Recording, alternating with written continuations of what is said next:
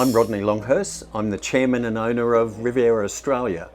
And I probably don't have a traditional owner or chairman role in such as I'm always in the factory, always involved, looking at new designs, being a part of the development, working with the senior team in particular, but at the factory almost daily and heavily involved and love doing it. Our main launches at this show are actually a 46 sport yacht, a 465 SUV, the boat we're on right now, and a 78 motor yacht. So what's really cool about that is there's three model ranges there. There's the motor yacht, sports motor yacht, SUV, and the sports yacht. And you know, we just continue to evolve. We continue to work on refining these boats. We get great customer feedback. And we do an awful lot of R&D ourselves. And just the refinement is what we're really obsessive about. This model range, the SUV, and this 465, this is 10 years in the making, this boat. So our first SUV was 2013. Or 2012, I should say, and that was a 445.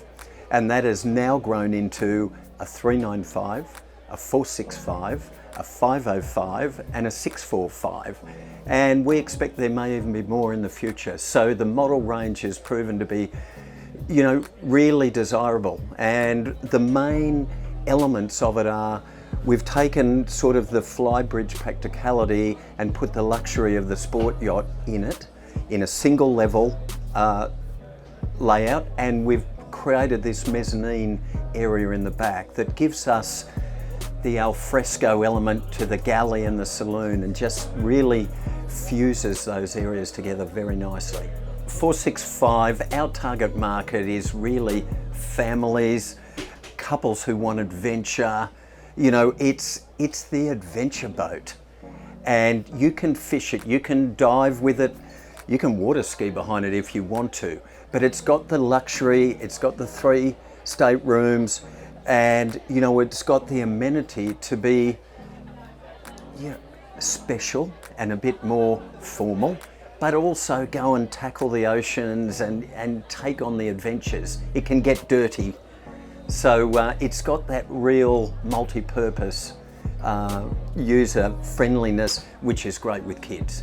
All of the Rivieras today are built to be great sea boats, all of them. Our first element of design is the boat must run well in sea, must be able to go out and tackle rough stuff, and then we put all the other parts together.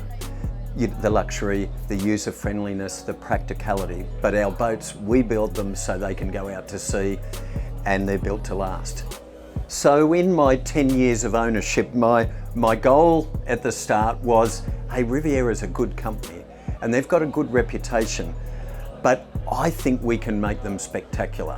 I think we can make them as good as anywhere in the world and compete against the very best. And that's the brief to Wes, our CEO, and the team, and that's what we wanted to do.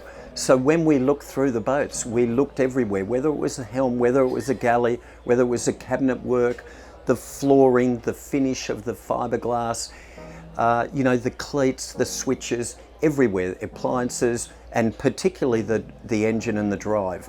Every boat we build, we don't look at this boat must have, you know, a particular brand. We try and put in the best engine and drive package for that model to be the most efficient and most suitable. And all of our boats are generally made to try and you know, do a little over 30 knots full speed. Some are a little faster, but you know, that's one of our criteria, that blue water performance and the speed when you need it. Well, I look at the barriers to yachting, and you know, some people will be worried about their ability to be the captain, because most of our owners are owner-operators, and we specialise in that 40 to 80 feet space, and which is, with the technology today, is able to be easily handled by a couple. So that's fantastic. So we see that getting easier. The technology is making the boats easier to use, easier to park, taking away the angst and the anxiety. So that's one area that's making a big difference. Add to that the quality of the navigation, the thermal imagery, the radar technology. It's getting amazingly easy to navigate.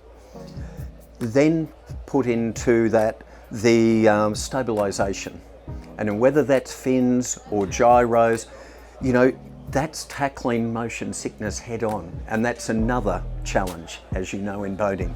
So those elements are being tackled really hard.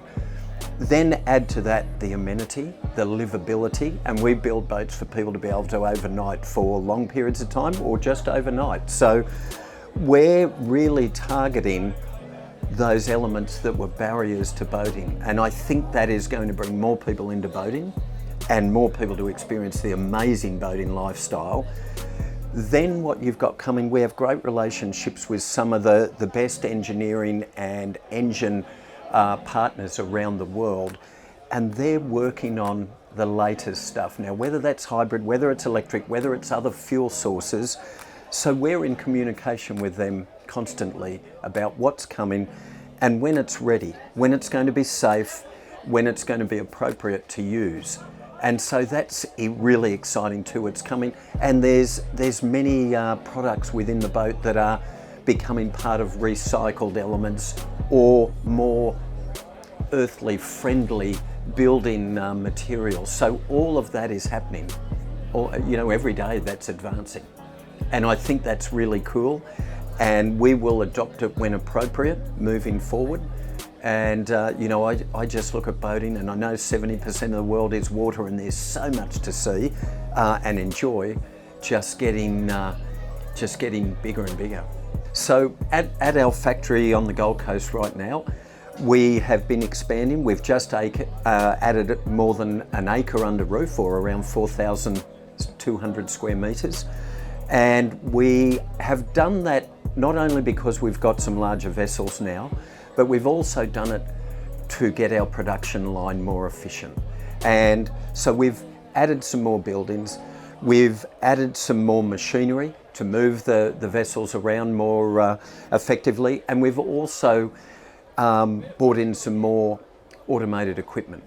We've got nearly a dozen CNC machines now, and so there's various automating and kitting that is making our boats more efficient to build, allowing us to improve the quality as well, and allow us to even create more boats within an annual period. So, and easier.